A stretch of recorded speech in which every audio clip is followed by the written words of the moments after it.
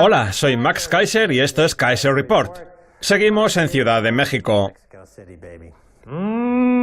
Peyote? Aquí hay gente que consume peyote, pero yo no lo he hecho. ¿Stacy? El peyote es un cactus muy importante en el arte indígena de aquí, de los aztecas. De hecho, aparecen varias obras que datan de hace miles de años. ¿Has visto las calaveras esas que están cubiertas de abalorios? Pues resulta que en la parte superior aparece un hexágono, que supuestamente es el símbolo del peyote. Si lo colocaban sobre el cráneo es porque decían que sirve para abrir la mente. Yo, desde luego, no defiendo el consumo de ninguna sustancia alucinógena, pero parece que en la cultura de aquí está muy arraigado el consumo de peyote y setas, que supuestamente llevan a nuestra conciencia a otra dimensión. ¿Qué pasa si se toma? Vengan a México y compruébenlo in situ. En la cultura indígena se habla del abuelo peyote. ¿Del abuelo peyote? Sí, y de la abuela ayahuasca, una sustancia que se encuentra en Sudamérica. Y ya que hablamos de abuelos, los abuelos pueden desempeñar un papel muy importante en las noticias que vamos a ver hoy. Resulta que hemos estado dando un paseo por el parque con Jeff Berwick, vigilante del dólar y creador de Anarchapulco, con quien charlaremos en la segunda parte. Pues bien, nos hemos dado cuenta de que el parque, igual que el resto de Ciudad de México, está repleto de niños jugando y corriendo solos, haciendo todo tipo de cosas y pasándoselo genial. De hecho, hemos visto a un montón de críos de 6, 7, 8 o 9 años con sus monopatines. Y la verdad es que eso nos ha sorprendido porque nosotros estamos acostumbrados a que los chicos de ciudades como Nueva York o Londres que montan en monopatín sean mucho mayores, del orden de los 16, 17 o 18 años. El caso es que cuando tú y yo éramos niños, se aceptaba de buen grado que los niños estadounidenses tuvieran tiempo libre, cosa que ahora quizá no esté tan clara a la vista del estudio del que habla nuestro primer titular. ¿Está creando la infancia de los estadounidenses una sociedad autoritaria? La sobreprotección por parte de los padres constituye una amenaza para la democracia. La infancia de los estadounidenses está adoptando tintes autoritarios. Hay una serie de tendencias en la sociedad que están generando unos niveles jamás vistos de supervisión y control por parte de los padres. Es verdad que buscar los efectos de la educación que les dan los padres a sus hijos en la realidad social general es un ejercicio de especulación. Si los sociólogos están en lo cierto hablando de una relación entre la educación y las consecuencias políticas, las restrictivas normas que les imponen hoy en día a los niños pueden presagiar una marcha atrás del consenso democrático de Estados Unidos. Eso de que el autoritarismo surge de los niños malcriados, ya lo hemos podido comprobar con la aristocracia británica, cuyos miembros presentan una tendencia manifiesta hacia la pedantería por esa necesidad que tienen de fomentar la adoración al autoritarismo. Y mira cómo están las cosas en el Reino Unido. El país está en caída libre y se viene abajo. Por tanto, he de decir, catedrática Herbert, que estoy de acuerdo con sus descubrimientos. Enseguida entramos en detalles, pero cabe recordar que hay un montón de universitarios pertenecientes a la generación del milenio que ponen el grito en el cielo cuando un profesor suyo expone un argumento que no entra dentro de sus esquemas. Son lo que se llama la generación copo de nieve, que también se enmarca dentro de esta tendencia hacia el autoritarismo. Y esos miembros de la generación copo de nieve suelen ser más bien de izquierdas. Lo digo porque normalmente el autoritarismo suele asociarse con la ideología de derechas. Es cierto que en la derecha hay autoritarismo, pero en la izquierda también. Desde principios de los 80, la infancia de los estadounidenses viene marcada por un control más estricto por parte de los adultos. La defensa de una infancia libre ha pasado a convertirse en la búsqueda de la seguridad, caracterizada por una serie de dictados sin precedentes sobre las rutinas de los niños. La generación del milenio es la generación en la que más ha calado esa idea inculcada por educadores y padres de que, como dijeron Greg Lukianoff y Jonathan Haidt, la vida es peligrosa, pero los adultos harán todo lo que puedan para protegerte del mal. De hecho, las presiones sociales sobre los padres que creen en el valor de una infancia libre y sin supervisión se han endurecido hasta tal punto que el psicólogo Peter Gray las equipara a las normas sobre la antigua práctica del vendado de pies que se llevaba a cabo en China. De hecho, la noticia saca a luz unos cuantos datos que sirven para comparar la infancia de los niños que crecieron en la década del 2000 y que ahora están llegando a la adolescencia, con la que tuviste tú en los 60, o la que tuve yo en los años 70. La cantidad de tiempo libre de los niños en edad escolar cayó del 40% de principios de los 80 al 25% de mediados de los 90. El tiempo que pasan los niños pequeños en el colegio pasó de 5 o 6 horas a principios de los 80 a 7 horas a partir de la década del 2000. En el 2006, el 40% de los colegios habían suprimido el recreo o estaban planteándose hacerlo. O sea, que en el 40% de los colegios ya no hay recreo. Mi clase favorita del día. Entiendo.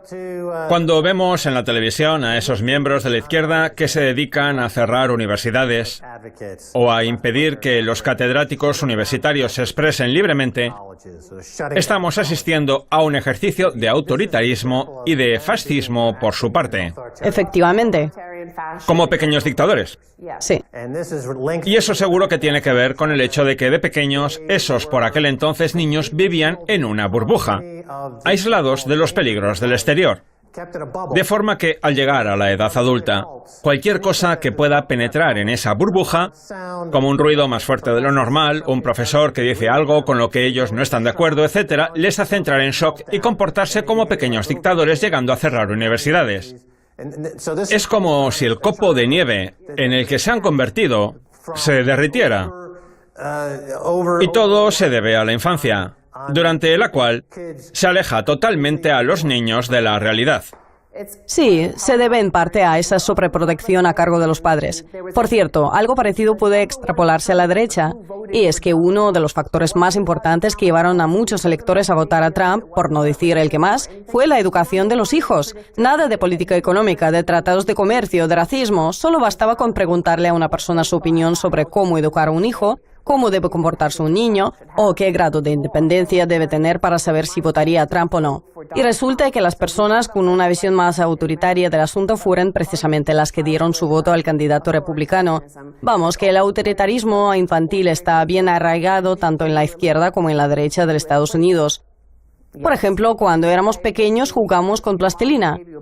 Pues claro que sí, nuestras madres nos daban un poco, a veces incluso era más bien un trozo de arcilla, y nos pasamos horas jugando con ella. Ahora, en cambio, todo está mucho más estructurado a través de los videojuegos que crean un mundo para los niños de 5, 6, 7, 8 o 9 años, convirtiéndose en sustitutos de su imaginación. Cuando tú eras niño, Max, no existían los videojuegos, ni todos los contenidos infantiles que hay hoy en día en Internet, ni esas miles de horas de televisión que se pueden ver en Netflix.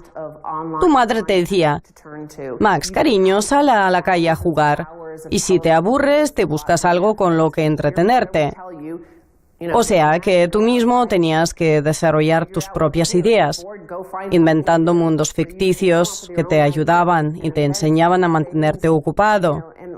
Formaba parte del proceso de creación de uno mismo como ser humano. ¿Sabes quién supo predecir todo esto? Charles Schulz, el creador de la tira cómica Peanuts, con Snoopy, Linus, Lucy. Yo lo leía cuando era pequeño y me acuerdo muy bien de una tira en la que Linus agarra una goma elástica, le da un par de vueltas y cuando Lucy se acerca para ver qué hace, se pone a jugar a toda velocidad con ella, como si estuviera pasándoselo en grande. Entonces va Lucy, se la quita y se marcha, lo que demuestra que Lucy es una autoritaria. Así es. Una dictadora. Siempre le quita el balón a Charlie. Efectivamente.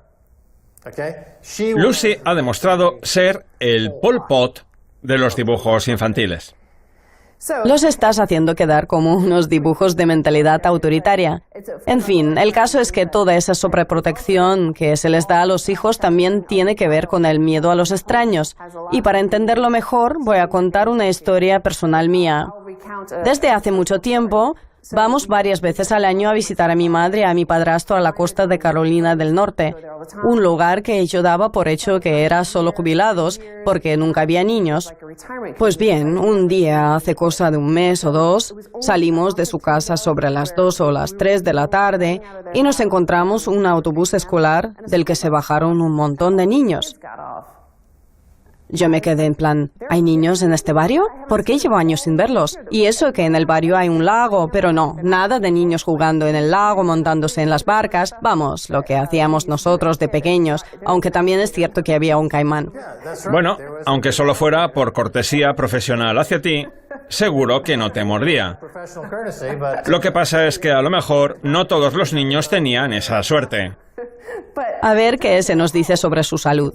Prácticamente todos los problemas de salud que tienen actualmente los niños estadounidenses se deben al sedentarismo, al exceso de control parental y al hecho de pasarse el día encerrados en casa. En un estudio publicado en el 2005 por la revista Pediatrics, los investigadores de la Universidad de Pensilvania averiguaron que los niños cuyas madres tenían temor a la seguridad del barrio tienen más posibilidades de ver más de 2 horas de televisión al día en lugar de estar jugando en la calle. Y si tenemos en cuenta que los alumnos estadounidenses solo hacen ejercicio 18 minutos al día en el colegio, no es de extrañar que desde los años 70 se haya triplicado el número de niños de entre 6 y 11 años con sobrepeso. Vamos, que ese temor a dejar que los niños corran sus propios riesgos, aprendan de sus fallos, cometan errores o dejen volar su imaginación, está resultando perjudicial para su salud. Hace 10 años iba un día en patines por Los Ángeles cuando de repente me caí, me di en la cabeza y empecé a sangrar. Entonces una señora que pasaba en su automóvil me preguntó si estaba bien. Yo le dije, no lo sé.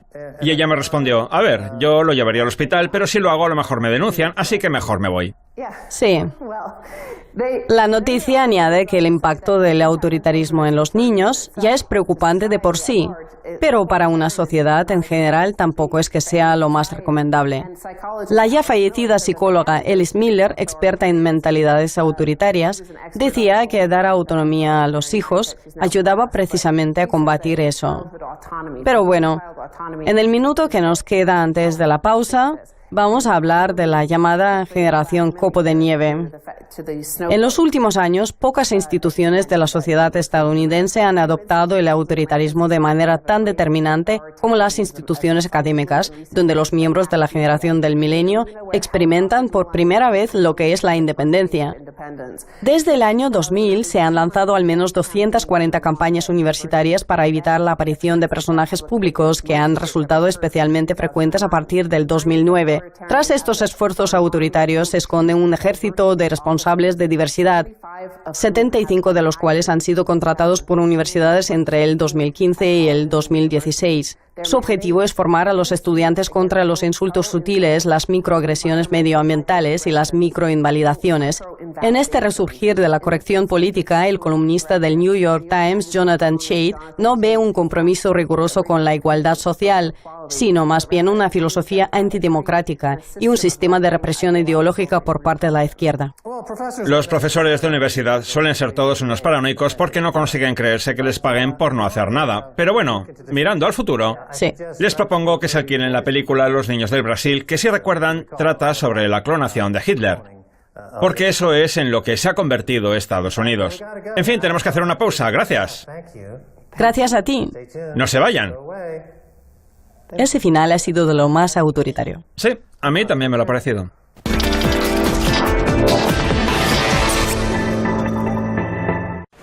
Was ist das?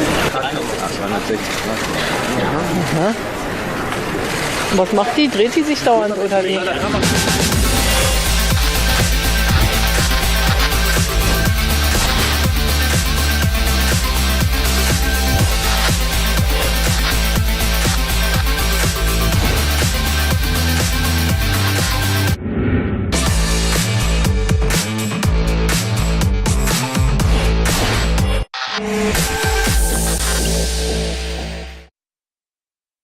El Pentágono muestra su alarma con la creciente influencia de Rusia. En su primer informe sobre el poder militar ruso desde la Guerra Fría, la defensa estadounidense revela sus preocupaciones. La inmigración y el crimen no parecen tener vínculos, pero eso no detiene la mano dura de Trump contra los migrantes. ¿Hay una forma de ser presidencial en Twitter? Este jueves, en Detrás de la Noticia.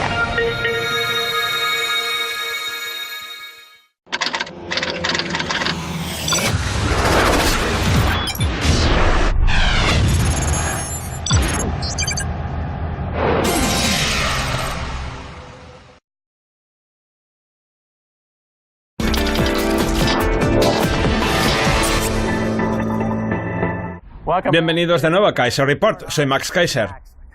Estoy aquí en Ciudad de México con Jeff Berwick. Bienvenido. Hola Max, encantado. Jeff Berwick trabaja en Dólar Vigilante y en Anarcast, una web en la que los internautas encontrarán podcasts anarcocapitalistas y una plataforma súper recomendable para la comunidad anarquista de todo el planeta. Ya que está usted en el centro mundial del anarcocapitalismo, o al menos eso creo yo, cuénteles a nuestros espectadores en qué consiste, en grandes líneas, la doctrina política de la anarquía. Sí, la verdad es que soy dueño del podcast sobre anarcocapitalismo más grande del mundo y también de la mayor conferencia, Anarcapulco, que se celebra en Acapulco. Por eso estoy aquí. En fin, para la gente que no lo sepa, la anarquía significa ausencia de gobernantes, no ausencia de normas. Vamos, que no creemos en la necesidad de un gobierno que nos cobre impuestos, nos extorsione y se crea que somos su propiedad solo por haber nacido en un territorio concreto, porque eso no tiene el más mínimo sentido.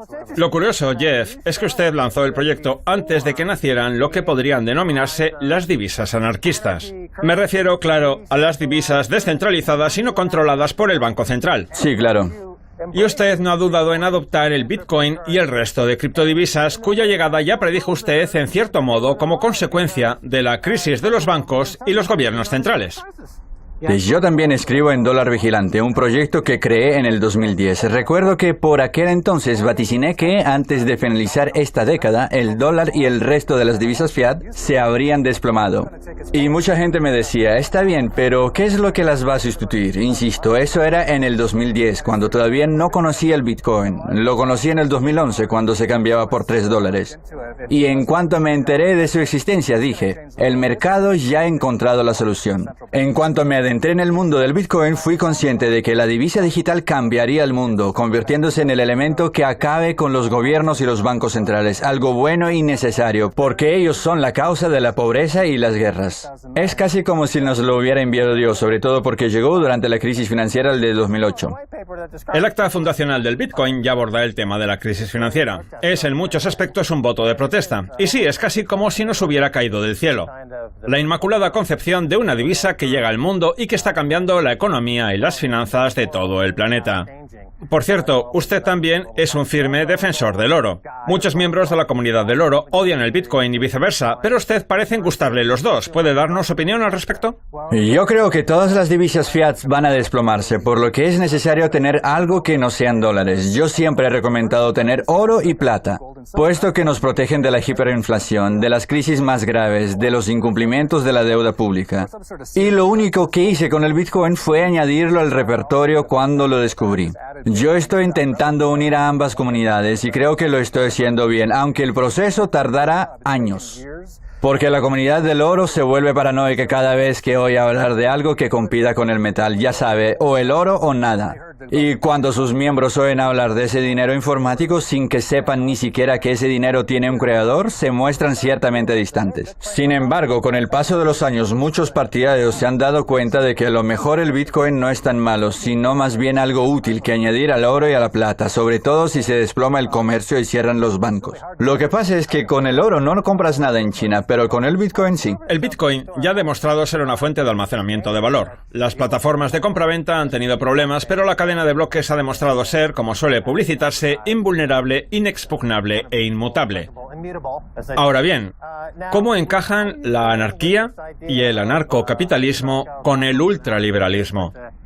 Porque se suelen asociar con frecuencia. Explíquenos, por favor. Ser ultraliberal significa creer en la libertad, es fundamental. Y a mí la anarquía me parece la ideología más liberal que puede haber. El ultraliberalismo tiene diversas facciones. Hay gente que se considera minarquista, porque cree que hace falta un gobierno mínimo, que no podemos subsistir con una ausencia total de gobierno, porque sería un caos. Pero eso sí, el gobierno debe ser lo más pequeño posible. En eso consiste el minarquismo. Y sus partidarios también se consideran ultraliberales. Sin embargo, a mí la anarquía me parece el mayor exponente posible del ultraliberalismo. Considero que es fundamental respetar los principios que uno tenga, aunque sea un su prejuicio, y que nadie sea esclavo de nadie. Por eso la anarquía me parece la forma de ultraliberalismo más auténtica. De acuerdo. Permítame que haga ahora de abogado del diablo. Imagínese un país en un estado de anarquía. Y con anarquía no me refiero a que haya una divisa descentralizada, sino al significado que suele dársele un estado de caos. Sí. Por ejemplo, Somalia. ¿Le parece el mejor ejemplo de las bondades del ultraliberalismo? Porque si es así, no creo que a la gente le guste mucho su doctrina, dado que el país es un desastre. Ya ve por dónde voy, ¿no? Absolutamente. ¿Cómo respondería usted a esta crítica?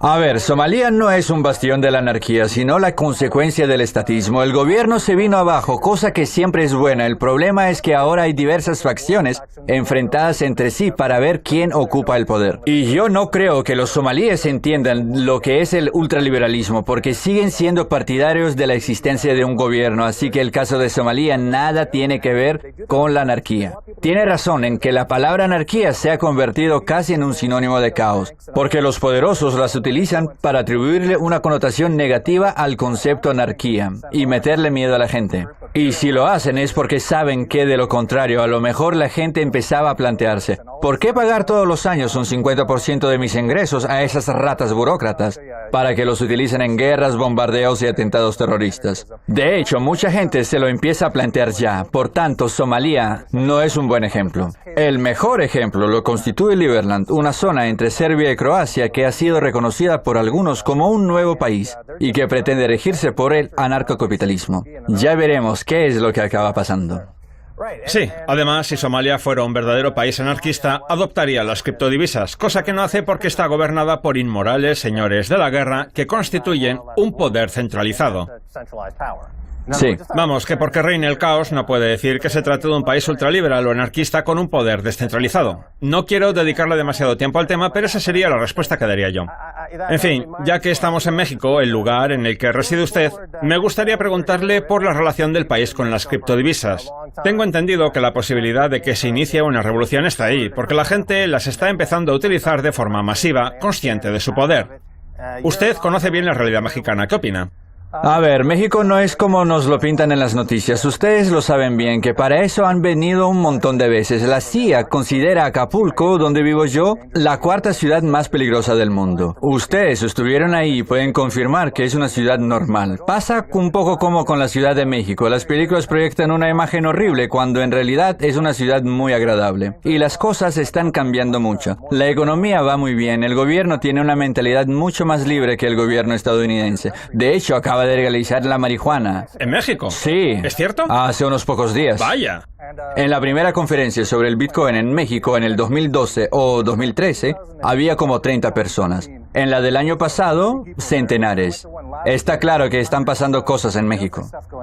Nosotros también acabamos de celebrar un encuentro en la ciudad y lo cierto es que mucha gente propuso un montón de cosas interesantes. En fin, ¿cuáles son los planes de futuro de Jeff Berwick? Seguir por el mismo camino. De momento, nos va fenomenal con las criptodivisas. En ello tiene mucho que ver la subida del Bitcoin, que ha aumentado unos 100.000% respecto a los $3 por lo que se cambiaba en el 2011. Y también la de Ethereum, que empezó costando $2 y ahora se cambia por 400. Nos estamos haciendo muy conocidos en Internet y yo he participado como ponente en un montón de congresos. Ahora me voy a la Red Pill Expo, luego al Freedom Fest, luego a nuestro propio congreso en Acapulco. Estoy de lo más ocupado difundiendo por el mundo la libertad.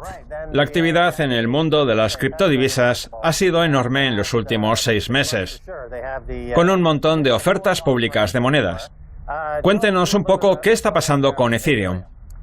No lo sé. Yo ya conocí a la gente de Ethereum antes de convertirse en una moneda pública en la que todo el mundo puede invertir. En el 2012 o el 2013 me reuní en Toronto con Vitalik Buterin y su equipo. Y les dije que su proyecto iba a tener una gran repercusión. Ethereum vio la luz hace 1 o 2 años y luego vino la bifurcación. Y pareció que se vendría abajo. En ese momento me alejé. Sin embargo, en los últimos 6 meses ha pasado de costar $10 a valer 400. Así que he decidido volver a invertir, aún sin saber muy bien qué está pasando. Eso es lo que tiene este mundillo. El problema que hubo con la DAO, la Organización Autónoma Descentralizada, si no me equivoco, es que provocó un desplome de Ethereum que hizo que se produjera esa bifurcación y se creara una divisa independiente. Ahí fue cuando salieron a la palestra todos los defensores del oro diciendo que Ethereum no funcionaba, que no era inmutable, etc. Y sin embargo no ha dejado de crecer. ¿Qué le diría usted a la comunidad del oro? Pues que tienen razón, por eso me alejé de Ethereum, que Vitalik decidiera quién puede acceder a las monedas y quién no atentaba contra el espíritu de las criptodivisas. Hay muchos avances con los contrarios inteligentes, y ahora hay varias empresas grandes interesadas, como Microsoft. A los de Microsoft que acuden a las conferencias de Ethereum a interesarse por sus contratos inteligentes, les interesa invertir antes de que el resto se entere de la compra de esos contratos. El precio sube porque muchos invierten.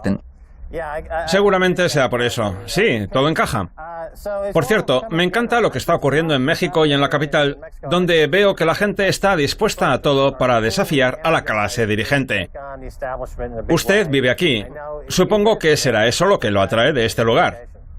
No me importa que la mayoría de los mexicanos estén en contra del concepto de gobierno. No les gusta la idea del gobierno en general, y esa seguramente sea la razón por la que se demoniza tanto a México en Estados Unidos y en otros lugares, diciendo que es peligrosísimo, cuando está claro que no lo es. No quieren que se sepa que en México hay mucha más libertad, al menos de mente, que en muchas zonas de Estados Unidos, donde hay gente incluso que considera que todo tiene que estar en manos del Estado, como la sanidad. En México sucede prácticamente todo lo contrario, y seguramente sea por eso por lo que las cosas están tan bien. Pues por el tiempo que llevamos aquí, yo no puedo sino confirmar su punto de vista. Nuestro programa es muy famoso en México. Además, lo traducen al español, lo que lo hace aún más popular. Y eso hace que cada vez pasemos más tiempo aquí. Ahora bien, el vilipendio al que se somete a México en Estados Unidos es digno de mención. Cuando le decimos a la gente que vamos a pasar una temporada en Ciudad de México, nos miran preocupados en plan, ¿ya han contratado guardaespaldas? Tengan cuidado. Cuando eso no es más que propaganda. Así es, lo sacan todo el rato en las películas, en las noticias. Mire, yo he estado muchas veces en Acapulco, y cuando voy siempre recibo un montón de correos preguntándome si estoy bien. Yo les digo, sí, claro, ¿por qué? Ellos me responden, es que hemos huido no sé qué de un cártel o algo así. Y yo les contesto, pues yo no me he enterado de nada. En las noticias solo cuentan cosas malas de México porque parezca que la situación está fatal, porque no quieren que la gente sepa que aquí hay bastante más libertad, se vive mejor que en Estados Unidos, que va justo en la dirección opuesta, cada vez más leyes, más normas, mayor gobierno. Yo también oigo esas noticias y siempre doy por hecho que los problemas los causa usted. Jeff, muchas gracias. Un placer. Muy bien, esto es todo por hoy en Kaiser Report. Somos Max Kaiser y Stacey Herbert. Quiero dar las gracias a nuestro invitado Jeff Berwick de Dólar Vigilante y Anarcapulco, el mayor festival el mayor festival anarcocapitalista del mundo. Hasta la próxima, adiós.